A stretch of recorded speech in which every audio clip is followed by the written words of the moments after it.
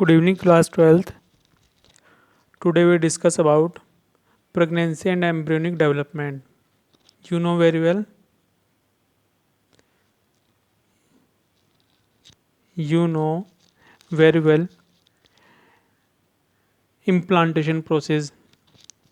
जो आपकी what is the meaning of इम्प्लांटेशंस?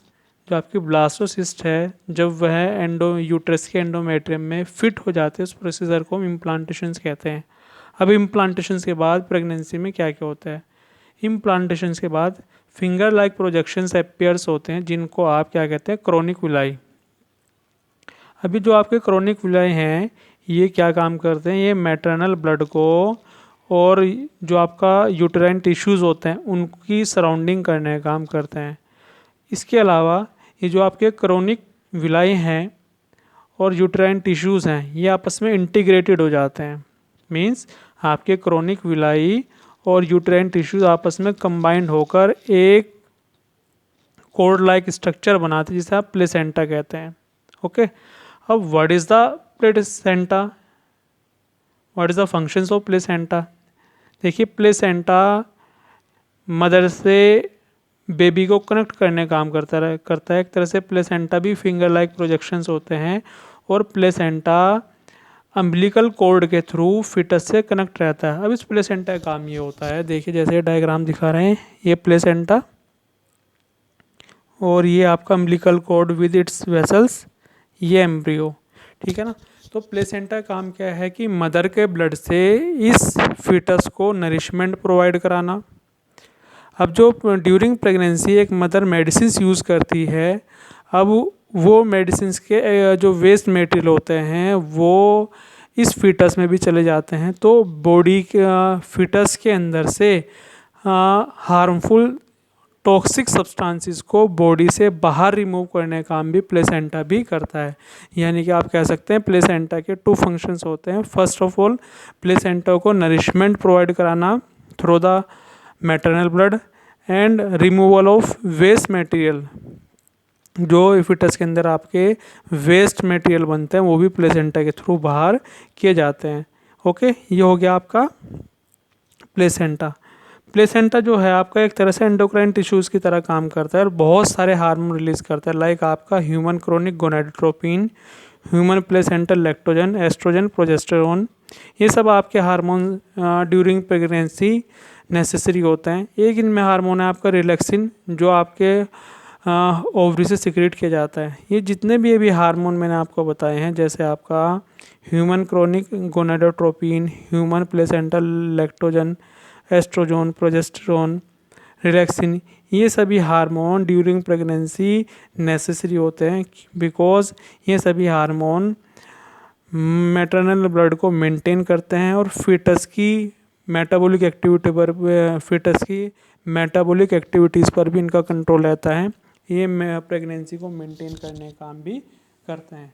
तो जैसे मैंने आपको बताया, इम्प्लांटेशंस के बाद सबसे पहले क्रोनिक विलाई बनते हैं। क्रोनिक विलाई यूटेराइन टिश्यूज़ को और मैटरनल ब्लड की सराउंडिंग है, और क्रोनिक विलाई प्लस आपके यूटेराइन टिश्यू आपस में कंबाइंड होकर प्लेसेंटा बनाते हैं।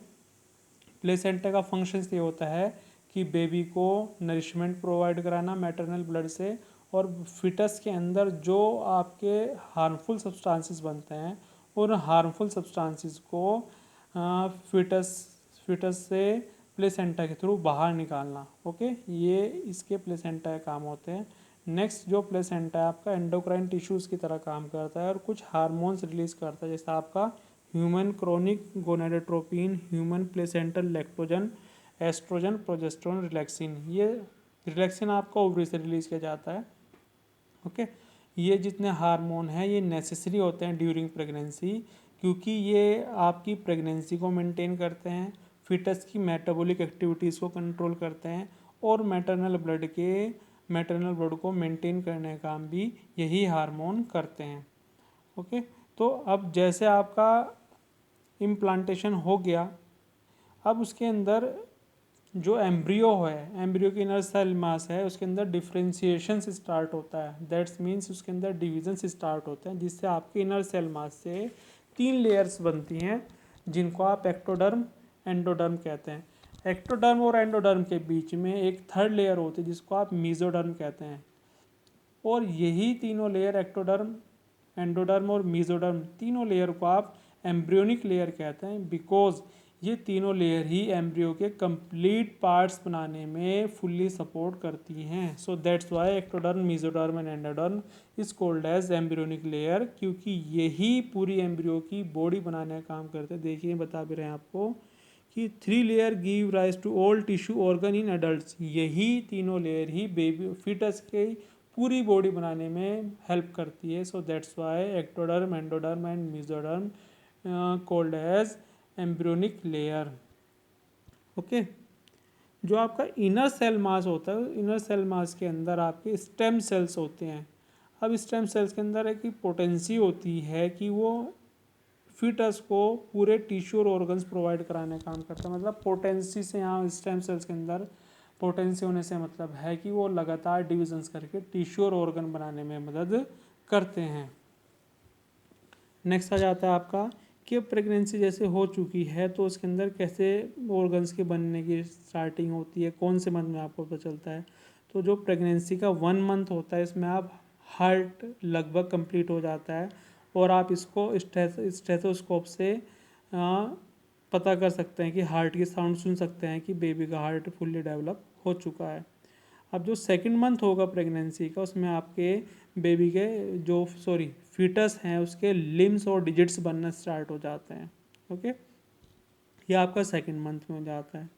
और जो आपका 12 वीक्स होते हैं जिसको आप फर्स्ट ट्राइमेस्टर भी कहते हैं, इसमें बेबी के फीटस के ऑलमोस्ट मेजर ऑर्गन्स डेवलप हो चुके होते हैं, जैसे आपके लिम्स हो गए, एक्सटर्नल जेनाइटल ऑर्गन्स हो गए, ये लगभग आपके फर्स्ट ट्राइमेस्टर में डेवलप हो चुके होते हैं।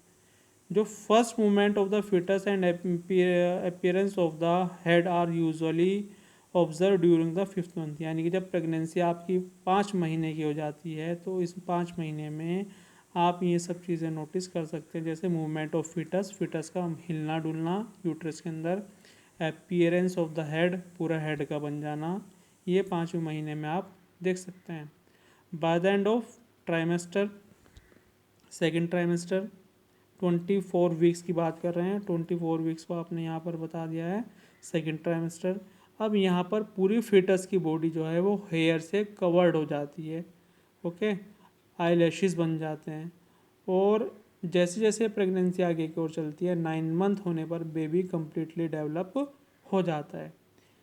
ओके, तो आपको जैसे मैंने बताया कि आफ्टर इम्प्लांटेशन जो इनर सेल मास होता है उस इनर सेल मास के अंदर डिफ्रेंशिएशंस होता है, ये देखिए, और डिफ्रेंशिएशंस होने से इसके अंदर 3 लेयर बनती हैं जिनको आप एक्टोडर्म, मीजोडर्म और एंडोडर्म कहते हैं। मीजोडर्म जो होती है वो एक्टोडर्म और एंडोडर्म के बीच की लेयर्स होती है, और इन तीनों लेयर को कंबाइंडली हम लोग एम्ब्रियोनिक जर्म लेयर कहते हैं, बिकॉज ये जो एम्ब्रियोनिक जर्म लेयर हैं ये पूरा बॉडी ऑर्गन या टिश्यूज़ बनाने में सपोर्ट करते हैं।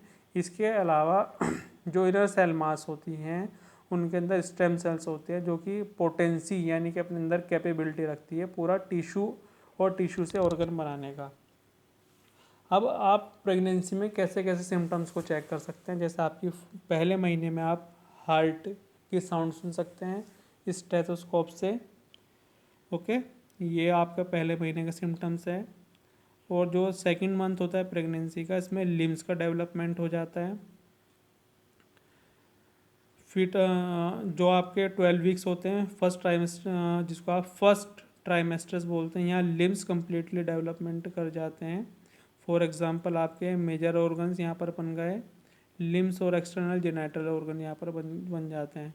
अब जैसे आपके 24 वीक्स होते हैं यानी कि आपका सेकंड ट्राइमेस्टर बनता है, तब यहाँ पर आपका हेड, हेयर ये सब बनना स्टार्ट हो जाते हैं, और 9 मंथ आ जाते हैं बेबी का पूरा बॉडी के अंदर मूवमेंट स्टार्ट हो जाता है। कुछ हार्मोन रिलीज़ होते हैं जिससे आपको पता चलता है कि अब डिलीवरी पेन होना स्टार्ट हो गया है, तो वो मैं आपको कल बताऊंगा। आज आप लोग यहाँ इस टॉपिक को बहुत अच्छे से करें, pregnancy and embryonic development. Have a good day.